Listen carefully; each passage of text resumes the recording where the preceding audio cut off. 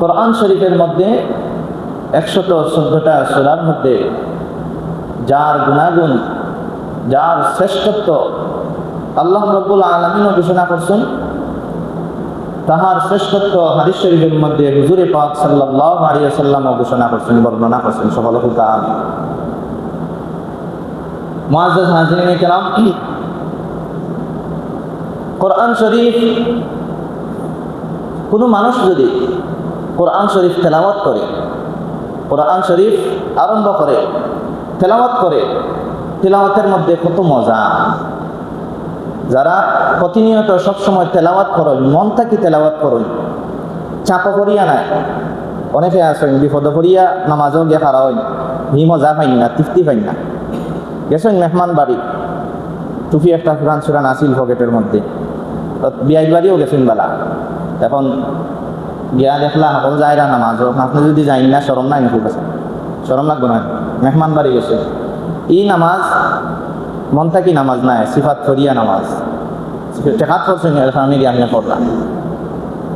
মন থাকি যদি কোনো কিছু আপনি আদায় করেন, এটা তৃপ্তি আছে, মজা লাগে, স্বাদ লাগে।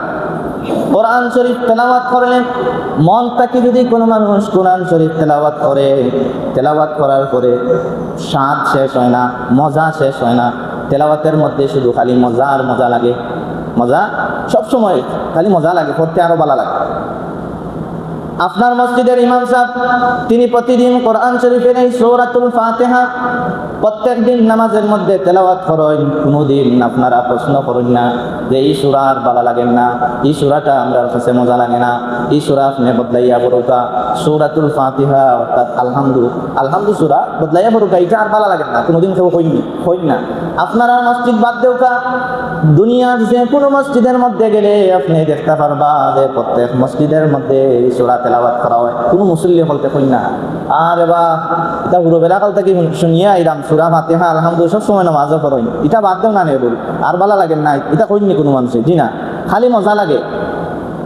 কারি সাহেব বলতে তেলাওয়াত করলে এক ধরনের মজা লাগে। কারি সাহেব বলতে তেলাওয়াত করেন, তারতিলের সহিত কারি সাহেব বলতে তেলাওয়াত করেন।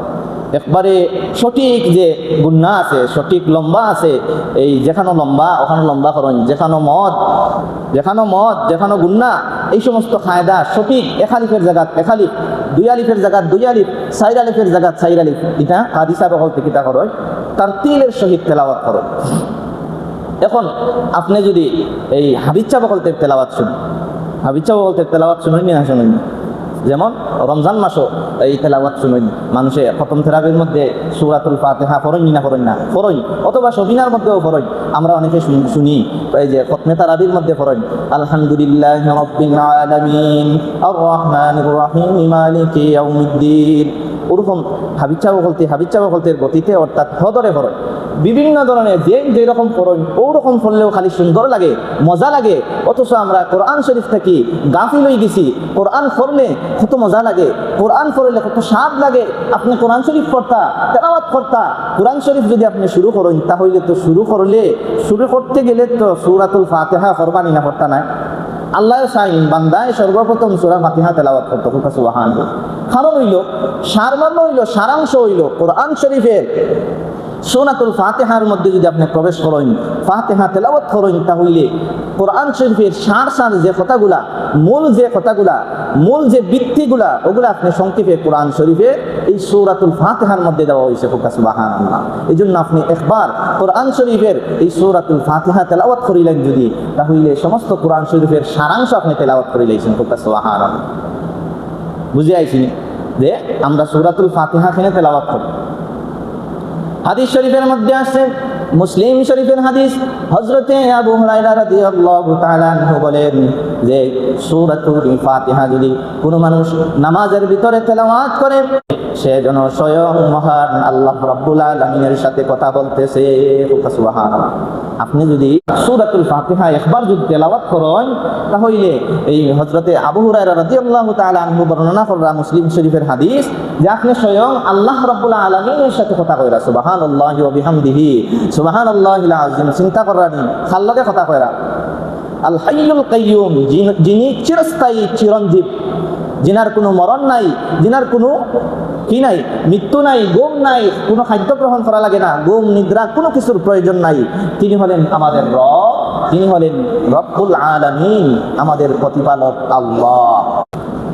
এখন আপনি দাঁড়াইছেন আল্লাহর সাথে কথা কয়রা, আল্লাহর সাথে কথা খনিক লাগিয়া আপনি আল্লাহরে ব্যস্ততা দেখাই, নামাজও আরম্ভ করছেন, আরম্ভ করিয়েও আপনি কিতা করা, কত দ্রুত আপনি নামাজ খান শেষ করিয়া যাইতা কি তাড়াহুড়া ব্যস্ততা দেখাই রইলেন না, দেখাইরা না, কারে ব্যস্ততা আপনি দেখাইন, কার সাথে আপনি ব্যস্ততা দেখাইরা, আল্লাহর সাথে আপনি ব্যস্ততা দেখাইরা। আপনি এত বিজি, আপনি এত ব্যস্ত মানুষ, আল্লাহর ব্যস্ততা দেখাইরা। আল্লাহ কইরা দুনিয়ার সমস্ত কিছুর পিছনে ফেলাইয়া আপনি নামাজের ডাকে সারা দিতা। ইজা নুদিয়া লিস-সালাতি মিন ইয়াউমিল জুমআ, এই আয়াতের ব্যাখ্যায় আসছে দুনিয়ার সমস্ত কামকাজ বিরত রাখিয়া আপনি কিতা করতা, মসজিদের দিকে আগমন করতা, নামাজও আইতা, নামাজও আইয়া আল্লাহর সময় দিতা। কত সময় লাগে 2 রাকাত 4 রাকাত নামাজ পড়তে, কত সময় লাগে? আধা ঘন্টা যদি আপনি আল্লাহর কাজে ব্যয় করেন, সময় দেন, সঠিক সময় দেন, আপনি দাঁড়াইছেন আল্লাহর সামনে, দাঁড়াইয়া আলহামদুলিল্লাহ আরম্ভ করছেন।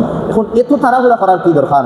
আমরা দেখছি অনেক সময় আমরার মধ্যে অনেক ত্রুটি আছে, যে আমরা নামাজও খাওয়া হয়েছি, আমরা এই হুজুরে বলতে 2 রাকাত পড়ার আগে মুসল্লি 4 রাকাত শেষ, অনেক জায়গাত এরকম আছে, আমরা দেখছি অনেকের মধ্যে আছে। এটা এই যারা হয় আত্মসমালোচনা, গঠনমূলক সমালোচনা নিজে নিজের নিয়ে কর্তা, আপনি সংশোধন হইতা, এটা আপনার এই যে দোষ ধরা নাই, আপনার ত্রুটি ধরা নাই, আপনি সংশোধন হইতা। এই সংশোধনটা হইলে আপনার বালাই হইব, আপনার নামাজটা সহি হইব। আপনার নামাজ যদি সহি হয় তাহলে আল্লাহর সামনে আপনি দাঁড়াইছেন, আল্লাহ দেখবা যে আপনি সহি শুদ্ধভাবে, মানুষ দেখাইবার জন্য নাই, যে দুনিয়ার মানুষকে দেখাইবার, সমাজের মানুষকে দেখাইবার জন্য নাই, একমাত্র আল্লাহকে খুশি করার জন্য আপনি নামাজও দাঁড়ান। এজন্য নামাজও দাঁড়াইয়া আপনি কিতা করতা না, তাড়াহুড়া করতা না, আপনি আল্লাহর সামনে দাঁড়াইছেন। আমরা কার সামনে দাঁড়াই? মাতুকা কার সামনে দাঁড়াই? আল্লাহর সামনে দাঁড়াই। আপনি আল্লাহর সামনে দাঁড়াইছেন, যিনি হলেন বাদশারও বাদশা। আজ যদি আমার দেশের প্রধানমন্ত্রী তিনি এই দাউদপুরের মধ্যে আগমন করেন, প্রধানমন্ত্রী আসলে, বাদশাহ আসলে, আপনি আমি যা কত শ্রদ্ধাবোধ করিয়া দাঁড়াইনি না, দাঁড়াইতাম নাই, কত কায়দা দেখাইনি কিভাবে প্রধানমন্ত্রীর মন জয় করা যায়, এরকম পরিস্থিতি সব জায়গার মধ্যে। কিন্তু এই যে বাদশাহ, এই বাদশারও বাদশা যিনি, তিনি হলেন আপনার আমার রব আল্লাহ। এই আল্লাহর সামনে দাঁড়াইয়া আমরা কিভাবে বেয়াদবি করি, আল্লাহর সামনে দাঁড়াইয়া কিভাবে আমরা এরকম তাড়াহুড়া করি, আমরা এইগুলা আমরা সমাধান করার প্রয়োজন। আল্লাহর সামনে দাঁড়াইলে যাতে আমরা কোনোদিন কিতা করি না, তাড়াহুড়া না করি। আল্লাহ রাব্বুল আলামিন আমাদেরকে তৌফিক দান করুন।